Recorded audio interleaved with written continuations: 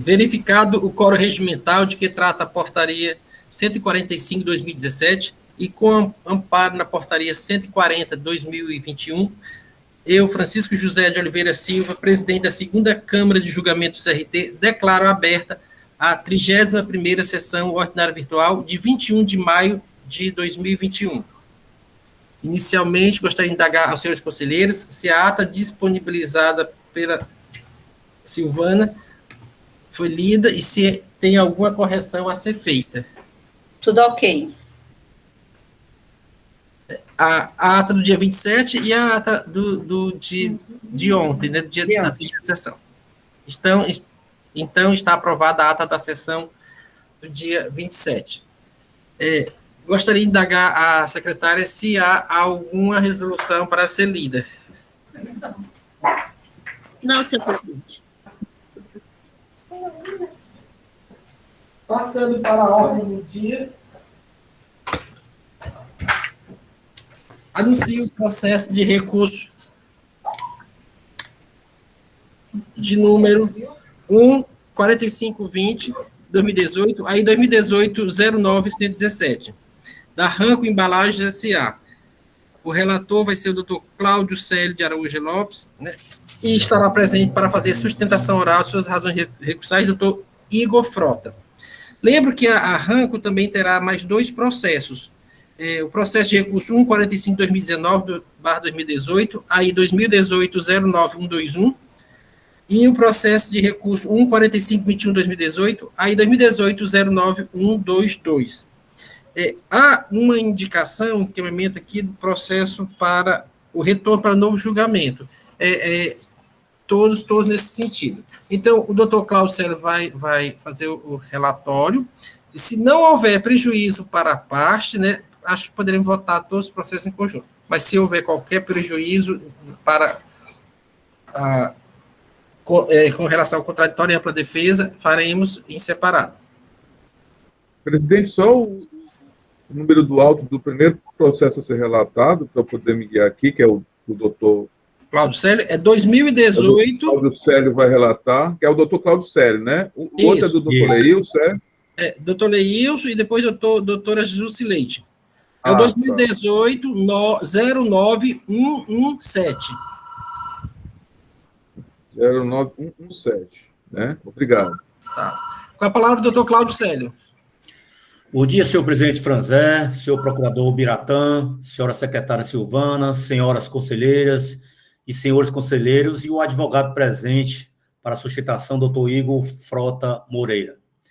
Esse processo, como o presidente falou, é o 1/4520/2018, do auto infração 2018-09-117, dígito 4.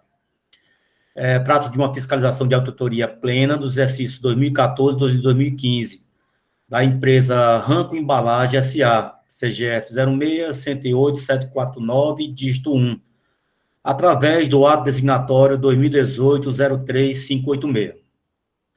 Ao relato da infração: crédito indevido, assim considerado, todo aquele escriturado na conta gráfica do ICMS em desacordo com a legislação ou decorrente da não realização de estorno, nos casos exigidos pela legislação. Segundo o relato do autuante, após análise na conta gráfica do contribuinte acima epigrafada, constatou que no exercício 2015, a empresa lançou créditos indevidos relativo a contas de energia elétrica, conforme informações complementares e planilhas em anexo dos autos.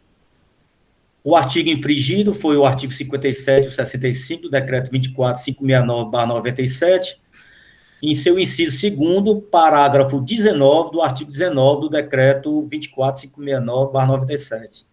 E a penalidade se baseia no artigo 123, inciso 2, a linha A, da Lei 12.670/96, alterada pela Lei 13.418/03, com os valores ICMS 32.877,30 e a multa com o mesmo valor de 32.877,30. O autuante analisou o SPED e documentação fiscais de entradas de mercadorias de apuração do ICMS, especialmente do lançamento de crédito do ICMS, lançados e informados à Cefaz. No final, só a título de conhecimento de um fato dessa autuação, é que no final de 2014 foi publicado no Diário Oficial, em 16 de 12 de 2014, o decreto 31638/2014, com o acréscimo do parágrafo 19 do artigo 60. O que diz? Parágrafo 19. Na hipótese prevista na linha B do inciso 1 do parágrafo 11º desse artigo, o sujeito passivo poderá acreditar-se do ICMS mediante uma das alternativas abaixo. Inciso 1º, do montante integral, quando o sujeito passivo dispuser de equipamento que faça medição própria e específica para a área industrial. Ou seja, na empresa, indústria, há uma divisão entre o medidor de luz do parque industrial e a parte administrativa. Inciso 2, de 80% do valor do imposto devido destacado no documento fiscal de aquisição, independentemente de comprovação do efetivo emprego de energia elétrica adquirida, que no caso aqui da empresa Ranco, ela só tem um medidor. A defesa entrou com a impugnação, tempestivamente, requerendo a juntada, muito importante isso, do laudo técnico NR10 do engenheiro eletricista, que demonstra, através deste laudo, que o consumo de energia do setor administrativo representa somente 2,71% do consumo total, medido pela concessionária Enel. Portanto, 97,29% é o consumo de energia que a impugnante utiliza na sua área industrial, razão pelo qual este é o valor que esta deve tomar de crédito, e não somente 80%, conforme pretendeu a fiscalização. Do pedido da defesa, reconhecer parcialmente procedente a autuação para declarar como devido somente o percentual de 13%. Caso assim não entenda, que o processo seja remetido para a célula de perícias e diligências, CEPED, a fim de comprovar em loco conforme o laudo técnico. Atentar muito para essa parte aí, caso assim não entenda a parte da diligência, perícia e diligência. O julgador de primeira instância, o processo é remetido para o julgamento de primeira instância e a julgadora alega que a defesa demonstrou sucintamente que a energia do setor administrativo foi de 2,71 e 97,29, que é o consumo de energia do parque industrial. Ressalta que o contribuinte, com a devida vênia, não apresentou nenhum fato capaz de elidir o auto de infração. A julgadora, em sua fundamentação, reconhece a procedência da autuação, com base no princípio da não cumulatividade do ICMS prevista no artigo 155, parágrafo 2º da Constituição Federal, e previsto também no nosso artigo 57 do Decreto 24.569/97. E com base no artigo 60, parágrafo 19 do Decreto 24.569/97, que limita o crédito em 80% do imposto devido, destacado nos documentos fiscais de aquisição, independentemente de comprovação do efetivo emprego da energia elétrica adquirida. A julgadora de primeira instância mantém a cobrança de autuação, que é aquele valor de ICMS 32.877,30, e a multa com o mesmo valor, 32.877,30. O recurso ordinário. Não satisfeita, a defesa entra tempestivamente com o recurso ordinário contra a decisão do julgador de primeira instância, alegando que o julgador apenas descreveu o princípio da não cumulatividade e desconsiderou o laudo técnico do engenheiro eletricista. Desta forma, pede preliminarmente a nulidade do julgamento pela completa ausência de fundamentação / motivação específica da decisão e que o julgador não analisou os argumentos expostos pela recorrente. E no mérito, que seja anulada a decisão do julgador de primeira instância e o retorno do processo para a célula de julgamento de primeira instância. Caso assim não entenda, que o auto de infração seja julgado parcialmente procedente, como devido apenas os valores consumidos pela área administrativa. E, alternativamente, que o processo seja remetido à célula de perícias e diligências CEPED, a fim de que seja comprovado o consumo industrial de 97%. A assessoria processual tributária se pronunciou, conhecendo o recurso ordinário, assistindo razão à recorrente de que a decisão singular deve ser declarada nula em razão de cesseamento de direito de defesa do contribuinte, pelo fato da não menção do pedido da recorrente da realização de diligência in loco para constatar o informado no laudo técnico do engenheiro eletricista, devendo os autos retornarem à primeira instância para análises completas dos pedidos da autuada. Desta maneira, a assessoria processual tributária opina pelo conhecimento do recurso ordinário para dar-lhe provimento e julgar nulo o julgamento de primeira instância. Senhor presidente, esse é o relatório. E, após o senhor colocar em discussão, eu queria pedir a palavra, por gentileza. Pois não, doutor Claudio. Indago, doutor Leilson, se o processo de sua relatoria guarda similitude ou não. Presidente, guarda semelhança no que diz respeito ao crédito devido, mas a origem do crédito devido aqui é outra, de operações entre empresas que seriam beneficiadas pelo FDI. Aí teria o caso, o diferimento. Aí, mas é crédito indevido de toda forma. E creio que também o processo da doutora Jusileide é nesse sentido também, em operações de FDI. Empresas beneficiadas pelo FDI. Tá certo. Presidente, talvez seja o caso de separar esse processo dos outros dois, né? Só para não ter, para a gente analisar, porque assim, a matéria dos outros dois é o mesmo tipo de autuação, né? Porque é vedação de crédito entre beneficiários do FDI.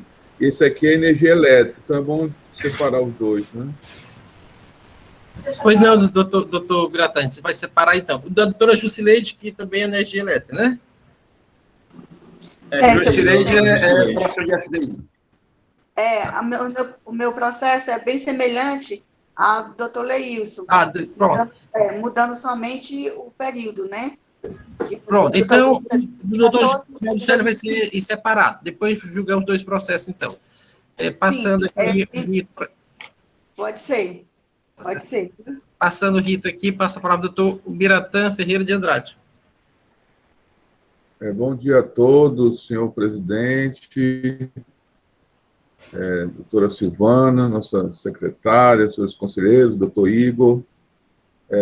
Uma satisfação grande aqui nessa sexta-feira, né? Mais um de jornada aí da semana, uma semana aí que a gente procura lutar aí com toda a garra, diante das dificuldades aí que a gente já foram relatadas, e o nosso presidente sempre nos auxiliando aí, sempre dentro das suas possibilidades. A gente sempre é muito agradecido aí toda a vida que a gente reivindica ou pleiteia alguma coisa junto à presidência, no sentido de minorar a situação, de poder flexibilizar a nossa atuação aqui em relação ao pouco tempo disponível, sempre há esse atendimento. E eu sempre sou muito grato à postura do nosso presidente. Bom, em relação ao processo, diante do que foi relatado, o que a gente verifica? O parecer, como aí já resumiu o doutor Cláudio, ele tem uma indicação de nulidade do julgamento de primeira instância, né? Então, o que diz basicamente o parecer? Né? Que assiste razão recorrente, porque, embora não seja necessário realizar uma análise detalhada, especificada, de toda e qualquer alegação, você esmiuçar, né? Mas, de qualquer forma, você tem que, na sua fundamentação, abordar as questões trazidas pela parte. Você não precisa detalhar, mas de alguma forma você tem que se ater àquilo que a parte está arguindo na sua impugnação, né? Isso aí tem que ser minimamente razoável para que não cesse direito da parte, né? E aí, nesse sentido, o parecer observa que o julgador de primeiro grau, no julgamento, há uma demonstração aqui de que ele teria apresentado as provas apresentado pelo impugnante, quando informa que o legislador expressa exceção ao argumento apresentado pelo contribuinte. Aí, diz o seguinte,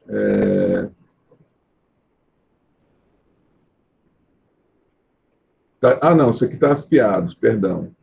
Modo informe, isso aqui é o que diz o julgador. O legislador expressa exceção ao argumento apresentado pelo contribuinte. Deixa eu pegar aqui o julgamento, fica melhor de eu me manifestar, porque diante do julgamento, fazendo a leitura do julgamento, eu posso até expressar melhor aqui o nosso entendimento, que já adiantando em consonância com o parecer da assessoria tributária, né? Já que, atualmente, em virtude das sessões virtuais, essa concordância da Procuradoria ela não vem por escrita, como antigamente, né? Às vezes nós discordávamos ou concordávamos e isso constava nos autos já quando vinha para a sessão. E agora, até por conta dessa nova sistemática, nós estamos fazendo isso durante a sessão de julgamento. Mas, assim, nós concordamos a partir do momento que o contribuinte ele traz uma série de fatos que, a nosso ver, deveria, sim, ser objeto de análise, né? Porque, vamos lá, o que diz o artigo 60 aí, que foi utilizado pelo julgador, pelo auditor, para poder vedar esse crédito, né? O artigo 60, parágrafo 19 do decreto 24.569, na redação do 31.638, né? Que essa medição, esse crédito de energia elétrica, ele pode ser aproveitado caso a empresa, né, beneficiária desse crédito, faça uma medição própria para industrial. Aí tem todos uns questionamentos, algumas indagações, onde, a princípio, parece que a empresa não teria essa medição própria, né? Mas aí ela traz um laudo, que aí reside justamente, a meu ver, a falha do julgamento de primeira instância, quando ele não submete a uma análise, né, seja por ele ou com a perícia, desse laudo. Ou seja, não obstante, a princípio, você tem uma regra que estipule uma medição própria para industrial, mas, de qualquer forma, houve uma apresentação de uma prova pericial produzida pela parte que deveria ter sido analisada. Você pode até discordar da prova, justificando que aquela prova é insubsistente ou é incapaz de lidir a acusação. De qualquer forma, teria que ser feita uma análise desse laudo pericial, onde, a princípio, nesse laudo pericial, a empresa diz provar que, de fato, a energia utilizada na área administrativa foi tão somente de 2,71%. Então, assim, caberia, a nosso ver, sim, uma análise desse laudo, e caso o julgador entendesse por não acatá-lo, as devidas justificativas para tal. Então, assim, realmente eu entendo que o julgamento foi superficial nesse ponto, ele não analisou.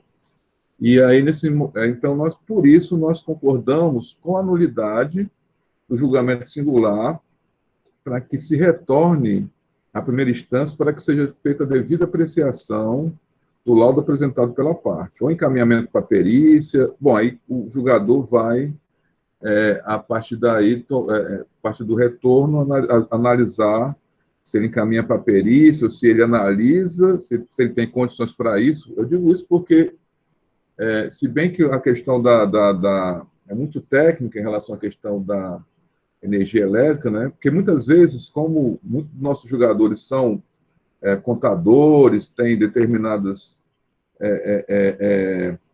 expertise, eles muitas vezes já analisam, independente da perícia, fazem uma análise mais aprofundada. Mas isso aí é uma questão a ser decidida a posteriori, quando o retorno. De qualquer forma, nós entendemos que o processo, sim, deva ser retornado à primeira instância, seguindo pela nulidade do julgamento, justamente por não ter apreciado a contento a impugnação diante do cessamento da parte. Então, são essas considerações, senhor presidente. Obrigado, Biratã. Dando seguimento ao processo, está com a palavra o doutor Igor Frota, advogado da parte, para fazer sustentação oral de suas razões recursais. Obrigado, senhor presidente. Bom dia, senhor presidente. Bom dia, excelentíssimo representante da Procuradoria. Bom dia, doutora Silvana. Muito solícita aí no envio das informações para esse julgamento. Bom dia, conselheiros, e bom dia, conselheiras. Espero que estejam todos bem, né, nesse momento de pandemia que passamos, muito crítico. Como bem relatado pelo doutor Cláudio Célio, o processo trata de auto de infração no valor de R$ 65.754,60, sob a alegação de crédito indevido de ICMS, energia elétrica, certo? Pela empresa da recorrente, no ano de 2015. Como bem relatou o doutor Cláudio, e também destacou o doutor Biratã, o auto de infração se baseia no artigo 60, parágrafo 19, nos incisos, né, referentes à possibilidade de creditamento do ICMS energia elétrica utilizada no processo industrial da recorrente.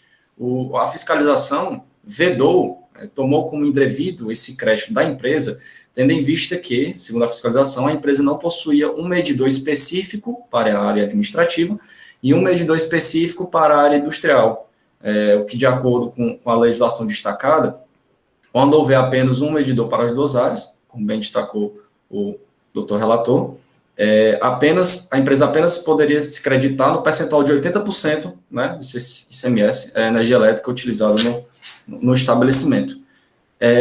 Em face disso, em face da autuação, a recorrente apresentou impugnação administrativa, destacando justamente o laudo pericial trazido aos autos por engenheiro eletricista, então, laudo pericial técnico, a respeito do caso, destacando que o consumo da sua área administrativa, da energia elétrica da sua área administrativa, realmente equivale a 2,71% da energia utilizada. E o restante, os 97,29%, na sua área industrial. Contudo, conforme bem relatado, a decisão administrativa de primeira instância, não analisando tanto o laudo pericial quanto o pedido de perícia realizado pela empresa recorrente, julgou procedente a autuação, unicamente com base no fundamento do princípio da não cumulatividade do ICMS e repisando o artigo 60, parágrafo 19, inciso 1º e 2º, sob a alegação de que a empresa não teria um medidor para cada área. E, desse modo, conselheiros e conselheiras, a recorrente apresentou recurso ordinário, levantando novamente o laudo pericial elaborado por engenheiro técnico eletricista, posto que este destaca explicitamente, conclui a respeito dos percentuais, na verdade, utilizados na área administrativa e na área industrial da empresa. Ou seja, a recorrente entende, num primeiro momento, que esta Câmara, apesar da decisão administrativa de primeira instância não ter motivado, fundamentado, especificamente as razões pela procedência do auto de infração, ou seja, ela não ter se manifestado sobre o laudo técnico realizado ou sobre o pedido de perícia, a empresa ela entende que esta Câmara tem plenas condições, ao analisar o laudo técnico, de decidir pela parcial procedência do auto de infração, justamente porque ficou explícito, ficou expresso na análise do laudo, que apenas 2,71% da energia elétrica consumida no estabelecimento da empresa é destinada à sua atividade administrativa, e o restante é destinado à sua atividade industrial, do qual a empresa poderia, sim, ter se creditado do ICMS. A empresa destaca, a recorrente destaca, se os senhores puderem observar o laudo técnico realizado, o engenheiro eletricista, ele destaca todos aqueles aparelhos elétricos que efetivamente se destacam no consumo da área administrativa da empresa. Aparelhos televisores, cafeteiras, computadores, todas aquelas máquinas que influem, certo? No consumo energético da empresa da área administrativa, e ele faz uma avaliação com base realmente nesses equipamentos e destaca de maneira categórica o consumo energético no percentual de 2,71%, ou seja, permitindo à empresa aí se creditar dos 97,29% e não apenas dos 80%, como previsto na legislação, quando houver apenas um medidor. Então, excelência, no primeiro momento, a recorrente destaca que entende que é plenamente possível que esta Câmara julgue o mérito do presente auto de infração pela parcial procedência, justamente pelo laudo técnico trazido aos autos. Alternativamente, como bem já destacou o excelentíssimo representante da Procuradoria, é bem verdade que a decisão administrativa de primeira instância cerceou o direito de defesa, o direito ao contraditório da recorrente, ao não se manifestar sobre esses argumentos e esses elementos comprobatórios trazidos aos autos, razão pela qual, alternativamente, caso esta Câmara não entenda pelo julgamento do mérito, pelo laudo apresentado, ou pelo pedido de perícia também apresentado pela recorrente para que o processo seja destinado à verificação in loco da energia consumida no seu processo industrial administrativo, com base no laudo apresentado, a recorrente requer a nulidade da decisão para que se retorne os autos à primeira instância e o julgador administrativo de primeira instância possa se manifestar expressamente, de maneira motivada, a respeito aí dos fatos, dos argumentos e do laudo técnico, pedido de perícia, apresentado pela recorrente em sua impugnação administrativa. Estas eram as razões, né, Excelência, a respeito do caso, e eu fico aqui à disposição para quaisquer eventuais dúvidas ou esclarecimentos que se mostrem necessários. Obrigado. Obrigado, doutor Igor. Senhores conselheiros, o processo está em discussão. Inicialmente, para o doutor Cláudio Célio, relator do processo, que havia já pedido logo após finalizar o seu relato. Com a palavra, doutor Cláudio Célio. Senhor presidente, como muito bem falou o procurador Biratã, na verdade, houve, no meu modo de ver, uma infelicidade muito grande da julgadora de primeira instância a não abordar o laudo técnico e também não possibilitar ou então rebater a solicitação da defesa quanto à diligência em loco para averiguar se realmente procede aquele relatório, pelo menos para conhecer em loco, né?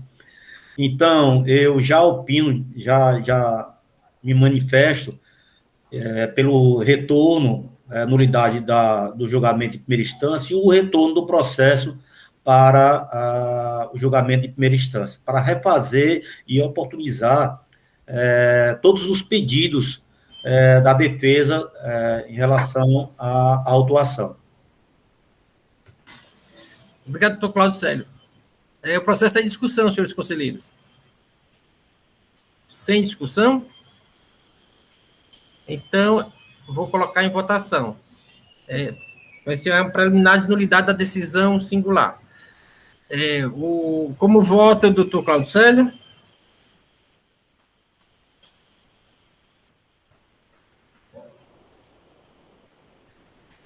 Doutor Cláudio, acho que o senhor está no mudo.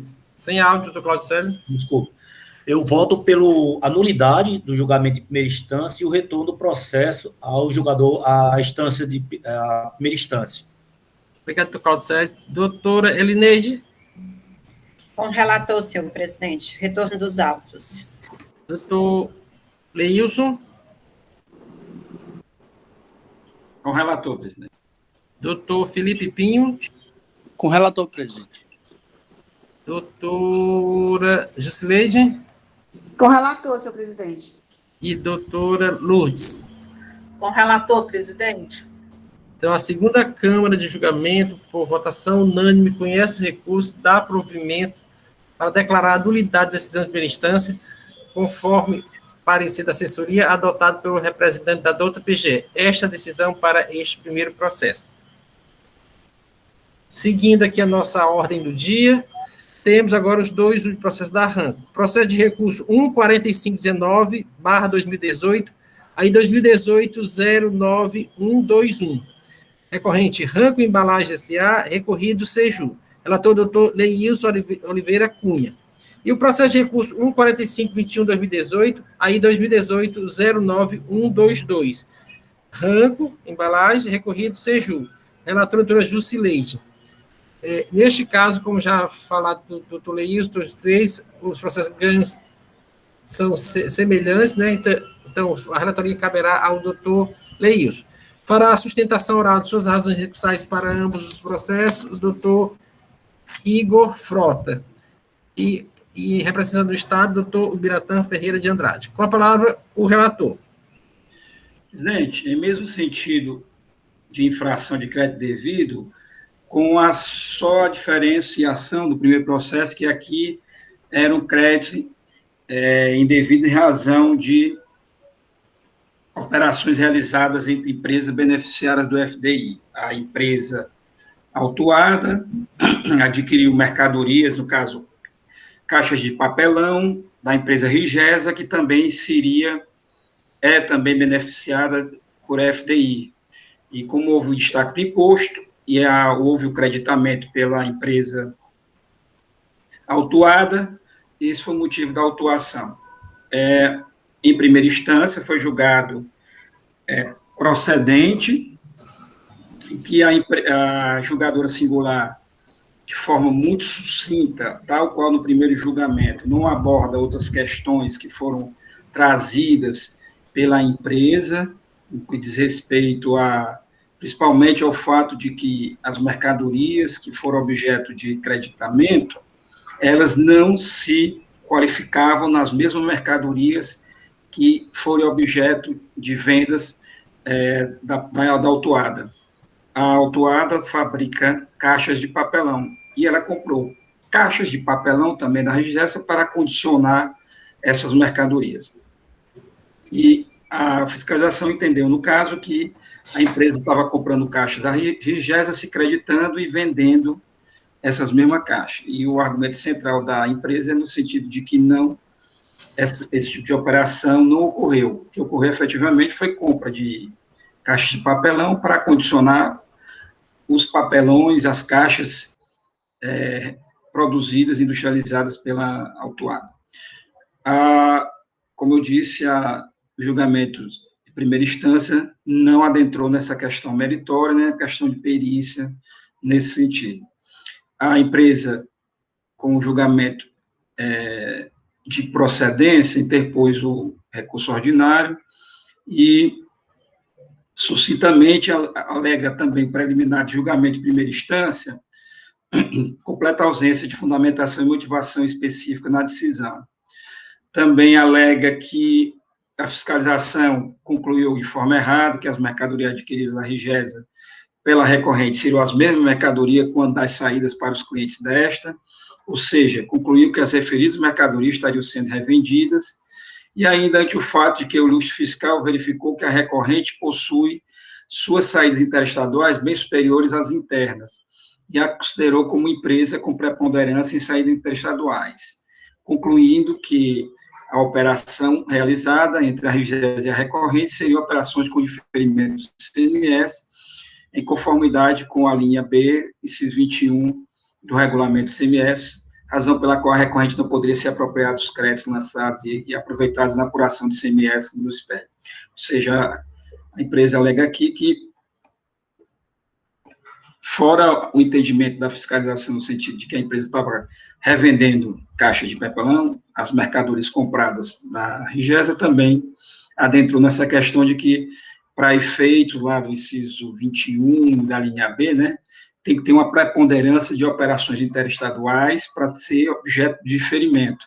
Como havia essa preponderância de vendas interestaduais, o fiscal também entendeu que era caso de diferimento, né? Então, foram as duas situações, o entendimento da fiscalização, e a empresa contesta ambas, né? E diz que o lustre fiscal se equivocou ao interpretar essa legislação, né?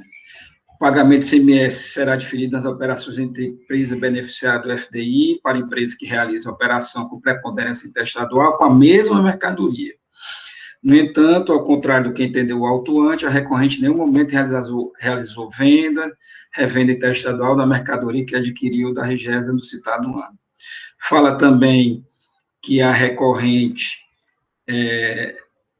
realiza operações de venda da sua produção, de outros tipos de embalagem, como exemplo, saco de vitamilho, saco de papel marinha, saco de papel sabor milho, em sua grande maioria para embalar flocos de milho, conforme fazem prova as fotos anexas, produto estes que em nada se confunde com as caixas para condicionamento mencionadas pela fiscalização e adquiridas da Rigesa. Também diz que as caixas de papelão adquiridas da Rigesa e as embalagens vendidas pela recorrente não se tratam da mesma mercadoria, tanto que as notas fiscais de saída, venda da recorrente, possuem CFOP 601 e não 602, que se refere à venda de produtos adquiridos de terceiro, que por si só já afasta o presente lançamento. A fim de afastar, uma vez por todas, a acusação fiscal, também alega que uma amostragem das notas fiscais de compra da Rigesa, o documento 3, advenda de seu produto, documento 4, e seu livro de apuração. Ao final, requereu a nulidade da decisão de primeira instância por falta de fundamentação, motivação e procedência, e também a improcedência da autuação. A assessoria processual tributária se manifestou pela nulidade do julgamento de primeira instância. O retorno dos autos para ser decidido novo julgamento. Seu relato, presidente. Obrigado, doutor Leilson. Com a palavra, doutor Biratã. Antes de indagar a doutora Jusileide sobre o seu processo, guarda similitude e se gostaria de acrescentar algum fato. Senhor presidente, seus conselheiros, renovo aqui no dia, senhor doutor Biratã, advogado, doutor Igor. Com certeza, senhor presidente, tem similitude sim, mudando apenas o período. O período do meu processo é o exercício de 2015, mas, de fato, todos esses argumentos foram apresentados tanto na defesa como no julgamento e no parecer da assessoria principal tributária. Bastante semelhante, sim. Obrigado, doutora Jusileide. Com a palavra agora, o doutor Biratã Ferreira de Andrade. Renovando aqui meu cumprimento a todos, senhor presidente. Se naquele primeiro processo já existiu uma omissão, digo, se a gente pode aquilatar o tamanho da omissão, mas nesse aqui eu entendo até que foi mais gritante, porque são muitos fatos, assim, são muitos argumentos trazidos pela empresa que realmente não foram analisados. Naquele outro, você ainda poderia questionar a questão da legislação, que ela falava de que a empresa teria que ter um medidor específico, mas, de qualquer forma, você teria que analisar o laudo pericial. Nesse processo aqui, como bem relatou aí o doutor Leilson, eu não vou nem reiterar, porque isso já ficou bastante claro, basicamente o argumento da empresa, ele utiliza duas premissas fáticas para tentar desconstituir o auto de infração, né? No sentido de que essas mercadorias, essas embalagens, não se tratavam da mesma mercadoria, né? Na verdade, ele comprava caixa de papelão para acondicionar as caixas produzidas pela autuada, e também tem a questão da preponderância, né? Que é outro aspecto aí que foi utilizado na auto de infração, que a empresa questiona, e que, na verdade, não foi, nenhum deles foi analisado pelo julgamento de primeira instância, sob hipótese alguma. O que nós temos aqui no julgamento de primeira instância apenas um pequeno parágrafo que diz o seguinte, essa é toda a fundamentação, ao nosso ver, do julgamento, diz o seguinte, o contribuinte, vírgula, com a devida vênia, vírgula, não apresentou nenhum fato capaz de eludir o auto de infração. Foi só essa, realmente, a fundamentação E aí ele fala sobre a questão do princípio da não cumulatividade, né, de uma forma, assim, bem genérica. Então, realmente, é totalmente ausente de fundamentação. E já adiantando aqui que não há nem que se indagar da possibilidade, porque, assim, muitas vezes, quando o processo está maduro para julgamento numa segunda instância, os temas estão bem examinados, os fatos estão lá bem... independe de um exame mais detalhado, você pode até já, e mais adiante, fazer o julgamento. Aqui são muitos fatos a serem analisados. Na verdade, esses fatos aqui exigem uma análise, uma abordagem, para poder realmente, a partir daí, você ter um entendimento. Em suma, nós somos pela nulidade do julgamento de primeira instância e, portanto, o retorno do processo para esse fim. Obrigado, senhor presidente. Obrigado, Biratã. Com a palavra agora, doutor Igor Frota. Obrigado, senhor presidente. Renovando os votos a todos os senhores e senhoras. Como foi no primeiro processo, a empresa vai descrever aqui rapidamente os fatos, porque o doutor Leilson já fez isso com muita precisão, pela improcedência do auto de infração, apesar do que foi relatado a respeito da falta de motivação da decisão administrativa de primeira instância era recorrida. O presente auto de infração, como o doutor Leilson já destacou, diz respeito ao suposto creditamento indevido, porque a fiscalização entendeu que as aquisições realizadas pela recorrente da empresa Rigesa seriam pela recorrente revendidas, ou seja, as caixas de papelão, por duas empresas beneficiadas do FDI, seriam amparadas aí pelo diferimento, e essas mesmas caixas seriam revendidas e a recorrente teria também o aspecto aí da preponderância nas operações interestaduais, o que supostamente atrairia o diferimento, não permitindo o crédito ICMS nessas operações. Contudo, a empresa recorrente destacou em sua impugnação administrativa que, além de não haver a preponderância das operações interestaduais, nesse caso, não se tratam de mercadorias revendidas, conselheiros e conselheiras. As mercadorias adquiridas pela empresa Rigesa são utilizadas unicamente para acondicionar os produtos vendidos pela empresa, ou seja, que se tratam de outras mercadorias, são sacos de milho, sacos para acondicionamento de flocos de milho, que não há a operação de revenda das mercadorias adquiridas pela Rigesa. E para comprovar tal fato, a empresa ela acosta aos autos, como bem foi relatado, fotos, documentos comprobatórios, notas fiscais em que o CFOP é 6101, que é venda de operação própria, e não 6102, tratando de revenda, ou seja, vários documentos comprobatórios que destacam que não se trata da mesma mercadoria, ou seja, afasta a questão do diferimento do ICMS com operações entre empresas beneficiadas do FTI, que tem, por pressuposto, a existência da revenda dessas mercadorias em operações preponderantemente interestaduais. A empresa entende que, pelos fatos e documentos comprobatórios acostados, tanto à impugnação quanto ao recurso ordinário, esta Câmara teria plena capacidade de julgar pela improcedência da autuação, tendo em vista que não se tratam das mesmas mercadorias, ou seja, não há o pressuposto da revenda nesse caso. Caso contrário, a empresa requer o envio do processo à perícia para que fique comprovado que não se trata de revenda, ou seja, não se trata das mesmas mercadorias que são adquiridas da Rigesa e comercializadas pela empresa. Essas caixas de papelão servem apenas para acondicionamento de seus produtos, suas embalagens próprias, que se tratam de outras embalagens.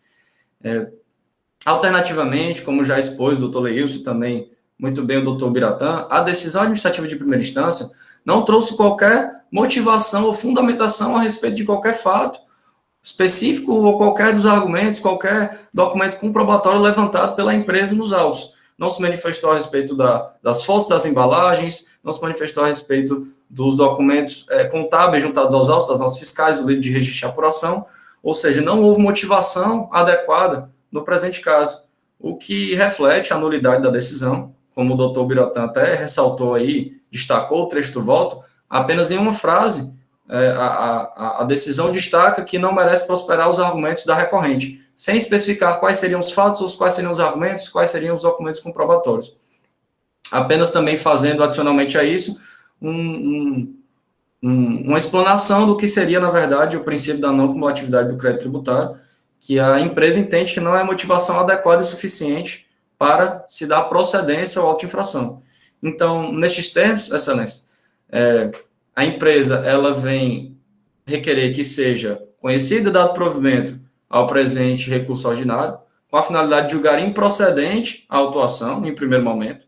Caso assim não entenda, que seja remetido o processo à perícia, para que sejam verificados que as mercadorias não se tratam, as mercadorias adquiridas da Rigesa não se tratam daquelas comercializadas pela recorrente, ou seja, não havendo diferimento do ICMS, possibilitando a tomada de crédito, e caso assim não entenda, que seja proferida a decisão julgando nula a decisão administrativa de primeira instância, o recorrido, para que os autos retornem à primeira instância, para que sejam analisados os argumentos e os documentos comprobatórios levados aos autos pela empresa recorrente.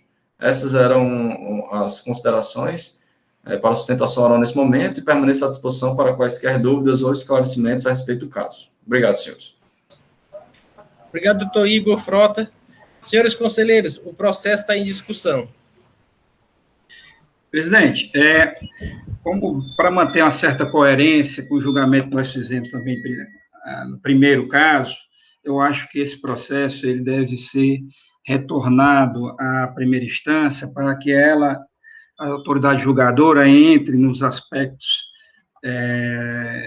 de mérito trazido pela empresa, que me parece que não foram rebatidos de forma convincente ou de forma fundamentada. Entendo que, nesse caso, seria, para o segundo momento, a gente adentrar nas questões meritórias, até para verificar qual foi o entendimento da primeira instância na questão substancial quanto à materialidade dessa infração. Então, eu entendo, pelo retorno desse julgamento em primeira instância, anulando-o para que seja proferido nova decisão administrativa.